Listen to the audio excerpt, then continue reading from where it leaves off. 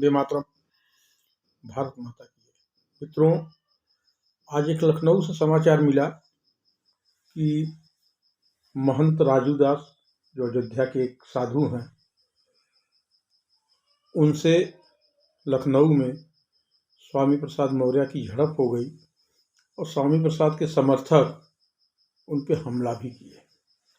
जो रिपोर्ट आ रही है, महंत राजू दास जी भी ने बताया उनके ऊपर हमला हुआ। मित्रों, समझने की बात है, अगर इसके अंदर आप जाएंगे कि यह सब क्यों हो रहा है। पहले रामचरितमानस पे हमला, उसके बाद ब्राह्मणों को टारगेट बनाया गया, उसके बाद सनातन धर्म को टारगेट बनाया गया, निशाना बनाया गया, और स्वामी प्रसाद मौर्य ने बनारस में कहा पत्रकारों से कि सनातन तो सब माने पुराना, और सबसे पुराना धर्म उन्होंने बौद्ध धर्म को बताया। अब इस तर्क वितर्क के गर्भ में जाइए तो आपको पूरे समस्या का समाकरण मिल जाएगा, समीकरण मिल जाएगा। दरअसल भारतीय जनता पार्टी में इस समय पिछड़ों और दलितों का एक बहुत बड़ा वोट बैंक है। क्योंकि विधानसभा 22 के चुनाव में, उत्तर प्रदेश के विधानसभा के चुनाव में ब्राह्मणों का 25 से 30% वोट समाजवादी पार्टी को मिली, जिसके कारण उसने एक बढ़िया लड़ाई लड़ी। लेकिन स्वामी प्रसाद मौर्य उस समय बगावत करके अपने साथ 2-3 नेता, 4 नेता और लेकर पिछड़े नेता सपा में जाते हैं और उनको लगता है कि भाजपा से पिछड़ों का और दलितों का बहुत बड़ा वोट खिसक कर समाजवादी पार्टी में आ जाएगा। लेकिन वोट आने की बात तो छोड़िए, स्वामी प्रसाद मौर्य खुद का चुनाव ही हार जाते हैं।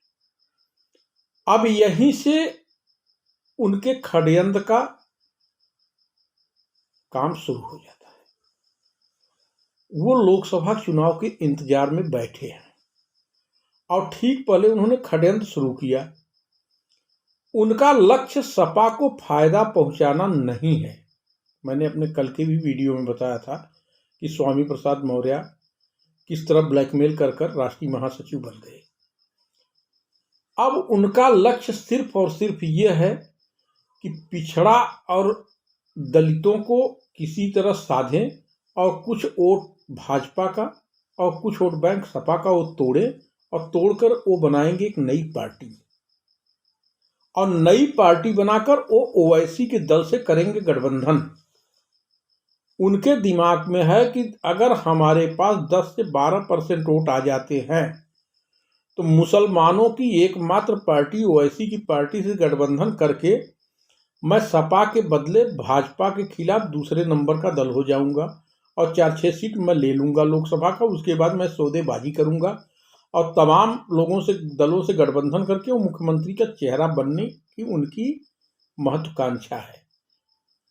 और उनके इस षड्यंत्र को अभी अखिलेश यादव नहीं समझ पा रहे हैं। और समझते समझते स्थिति ये हो जाएगी कि न उनके पास हिंदू वोट बचेंगे, न उनके पास मुस्लिम वोट बचेंगे। सबसे बुरी दशा समाजवादी पार्टी की होने जा रही है। और आज जो कृत्य स्वामी प्रसाद मौर्य ने किया है,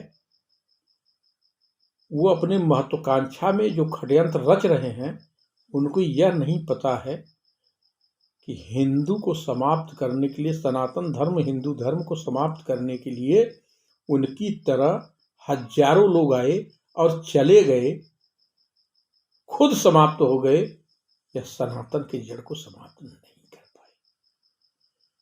और आने वाले समय में स्वामी प्रसाद मौर्य की स्थिति बाबूराम कुशवाहा वाली हो जाएगी।